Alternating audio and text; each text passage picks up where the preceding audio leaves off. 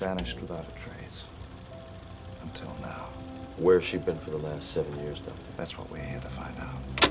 There is an old saying, when one stares into the abyss stares back. A crew of 400 British technicians. One final message. The Exorcist set on a spaceship. I was a big fan of science fiction from when I was a kid. What if there are limits to how far we can and are allowed to progress as a species? You break all the laws of physics and you seriously think there won't be a price? What is real? What do we fear the most? This place is a tomb. A distance in the stars we were never meant to travel past. Or a malicious presence ominously aware of our technological advancements. That a life force of some kind. What are you telling me, that this ship is alive? You wanted an answer, and it's the only one I've got. Waiting out there to ambush an adolescently developed star-searching civilization. No, what I want, Lieutenant, is to survive the next 10 hours. Event Horizon doesn't flinch from that idea. It's a movie about what happens when human curiosity outruns human readiness. When we believe technology can carry us somewhere our minds were never meant to go. Oh, hon. You forgot your briefcase. The closer you get to the center of a black hole, the stronger its gravity becomes, and the faster you need to move to escape it. Eventually, the speed required to break free exceeds the speed of light. And because nothing can move faster than light, nothing escapes. What are you doing? Light speed skipping! That boundary, The exact moment where escape becomes impossible. That's the event horizon. Close this door behind me, Lieutenant. I was born in 1996, so my exposure to sci-fi growing up was pretty safe.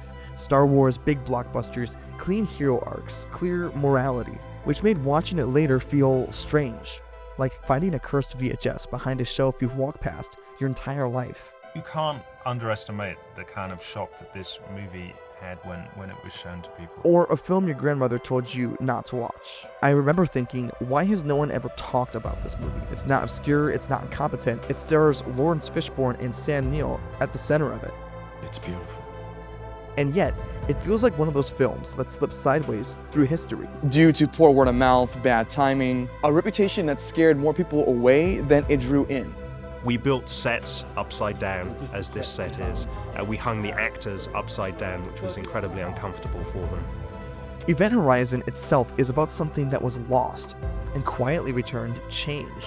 With our current society entering a new age of AI, we may be walking into something we don't fully understand yet. Just like the characters of this film, fear is often framed as something we learn, a response to trauma, a scar left by experience. But psychology suggests something deeper. There's a concept called preparedness, the idea that humans evolved with pre-installed fears. This is the gateway. Darkness, isolation, loss of control, the unknown. Organisms that learn to fear certain threats faster survived longer. Fear didn't make us weak, it made us alive. Event Horizon understands this. The film doesn't introduce fear as an outside force invading the crew. It treats fear like something that's already there, Heart of the ship.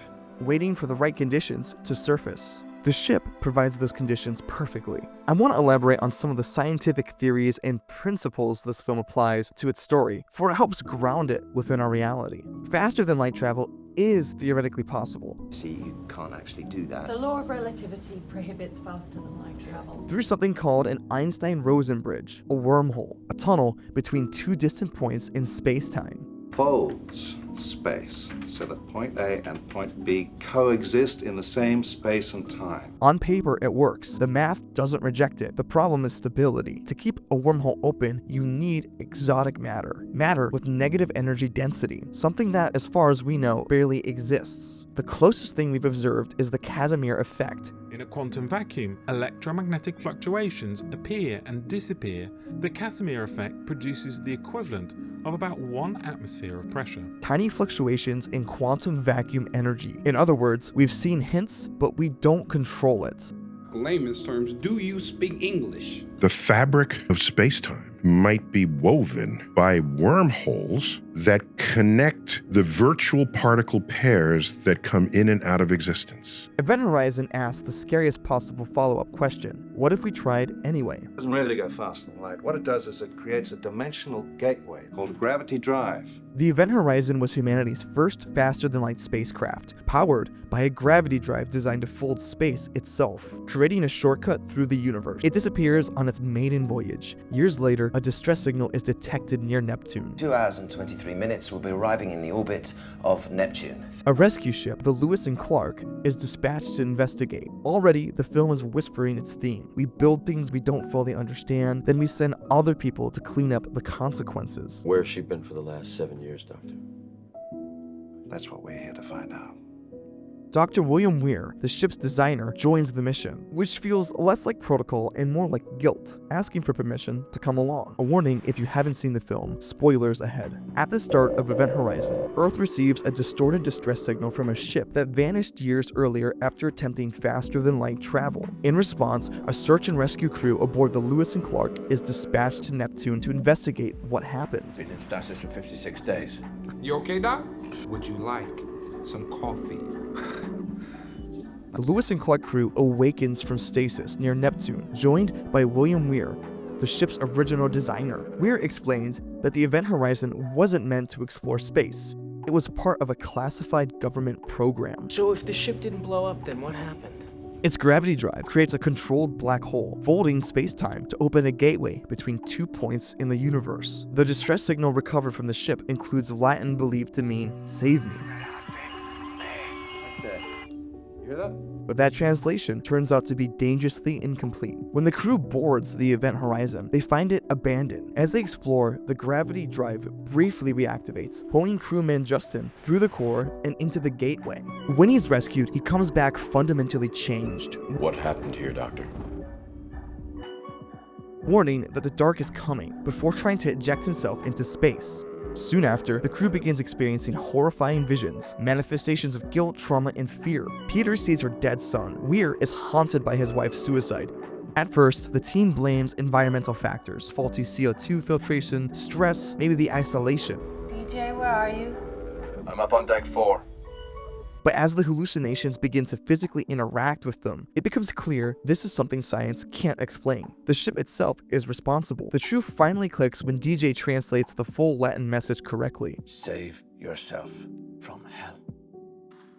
Need coffee? As they attempt to flee back to the Clark, Peters falls to her death, and Weir fully succumbs to the ship's influence.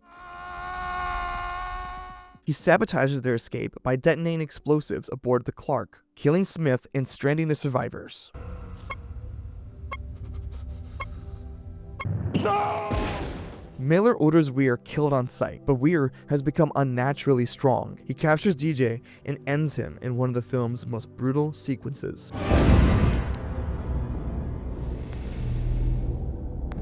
Stark and Miller confront Weir on the bridge as Cooper, who is spacewalking, appears outside the window. Weir shoots the glass, depressurizing the room and seemingly killing Cooper, while Weir himself is blown into space. Cooper miraculously survives and reboards, but the Event Horizon begins activating the gravity drive on its own. Miller realizes there's only one way to stop it: detonate explosives in the main corridor and separate the foredecks, using them as a lifeboat. I repeat, we are armed. She's ready to blow. What follows bends logic in physics. Despite having been blown into space, Weir reappears,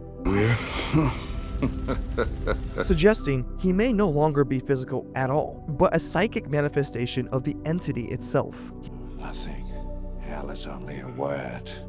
The reality is much, much worse. He floods Miller's mind with rapid-fire visions of torture and damnation as the gateway begins to open. Miller manages to detonate the corridor at the last second, but his fate is left deliberately unclear. The Event Horizon is consumed by violent energy and descends what looks like a wormhole forming in Neptune's atmosphere, a visual echo of the black hole that powers the gravity drive. Whether the ship travels through or crashes, the implication is grim. Miller is almost certainly dead, and the gateway may have reopened. Months later, a rescue team boards what remains of the ship. Cooper, Justin, Lieutenant Stark. When Stark awakens, she briefly sees Weir beneath a rescuer's helmet, then jolts awake again, reassured that she's safe. But the final shot lingers on a door, closing by itself. Look, Stark, it's the rescue team. We're safe. Okay, I need it now! We're safe. The ending leaves us with two possibilities. Either Stark is still being physically haunted by the trauma she survived, or she never truly escaped. The entity aboard the Event Horizon may not have been destroyed at all. As the film reminds us one final time, she doesn't let anyone leave. The Event Horizon doesn't create fear, it amplifies it. Each crew member is confronted with something deeply personal. This isn't random horror, it's trauma given physical space. When they align, it creates an artificial black hole, which allows the ship to travel to any point in space. A black hole, the most destructive force in the universe. And you've created one. The ship becomes a closed, physiological loop, a self-contained simulation where internal pain is rendered external. Eventually, Weir reveals the truth. The gravity drive didn't open a gateway to hell. It opened a door to something worse, a dimension of chaos, or raw, unfiltered emotion. This is where Event Horizon stops being religious horror and becomes cosmic horror. The universe isn't judging us, it simply doesn't care. And when human consciousness enters a place built from chaos, it breaks.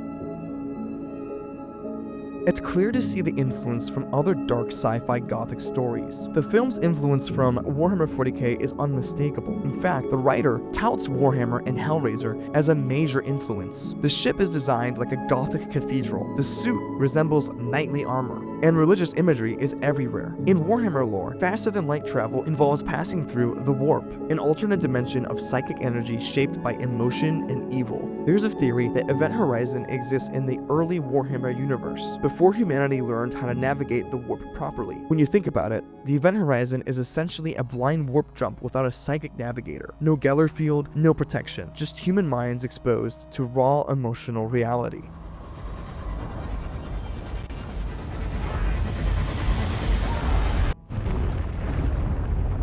Then, there's the media it inspired. For example, Dead Space didn't just borrow from Event Horizon, it inherited its DNA. Top there is Event Horizon. The idea of a spaceship going to hell. Man, that's something just crazy. Let's think this through. Both stories start with a rescue crew headed to a ship, one the Event Horizon and the other the Ishimura, that they cannot make human contact with. The ships are both involved with a secret government mission. A disaster happens with the testing or the hubris of man. A repair crew is then sent to investigate and is met with cosmic forces and hallucinations.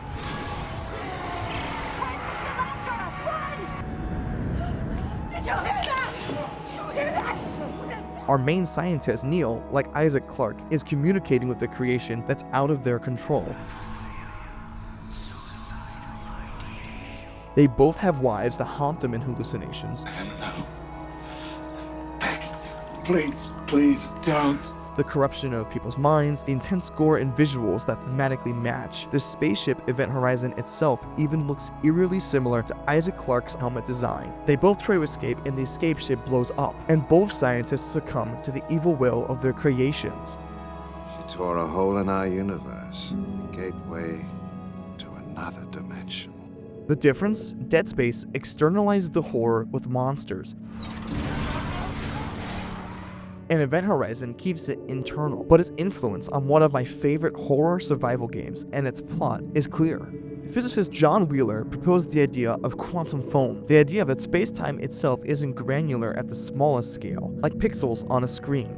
Particles bubble into existence and then spontaneously disappear, creating a quantum foam of unimaginable energy. If that's true, then tearing a hole through space-time isn't just bending reality, it's ripping through the operating system. The Event Horizon doesn't travel the universe, it violates it, and the universe responds the only way it can, with chaos. The survivors escape, or think they do. The final vision of Weir suggests something darker, that trauma doesn't end when you leave the place it happened. It comes with you. We've seen the ship have no issue controlling the electronics aboard, or controlling the psyche and mind of its inhabitants. I don't think it's far-fetched to think whatever the Event Horizon brought back is either still aboard, or is still affecting the surviving crew. After all, at the end of the film, the door closes on its own, and we're left wondering, did they escape the ship? Or did the ship simply learn patience? Event Horizon isn't about hell. It's about boundaries. The ones we cross before we even stop to think if we even should.